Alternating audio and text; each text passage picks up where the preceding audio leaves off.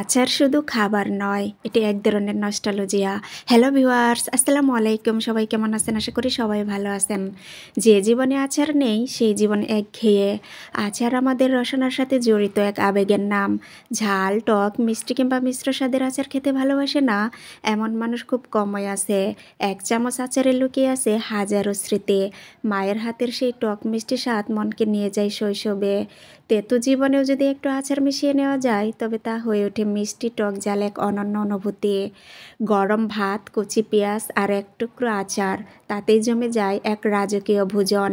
স্বাদের রাজ্যে আচার হলো সেই লুকানো রত্ন। কিছু সম্পর্কের মতো আচারও পুরনো হলে স্বাদ বাড়ে। টক আচার মুখে দিলে যেমন চেহারা বদলে যায়, তেমনি বাস্তবতাও মাঝে মাঝে জীবনকে টক বানিয়ে দেয়।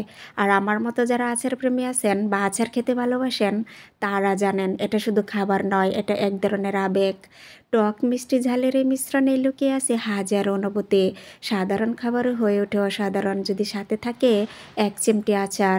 আচারের টক মিষ্টি স্বাদ যেন জীবনের ছোট ছোট আনন্দের প্রতিচ্ছবি। যে যাই বলুক, আচারের মৌ মৌ টক ঝাল মিষ্টি গন্ধে জিভে জল আসে না, এমন মানুষ পাওয়া দুষ্কর। আচার প্রেমী মানুষের কাছে সব ধরনের আচার হলো ভালোবাসার আরেক নাম। তো সবাই অনেক অনেক ভালো থাকবেন। দেখা হবে নেক্সট কোনো ভিডিওতে। শুভকামনা সবার জন্য। ধন্যবাদ সবাইকে।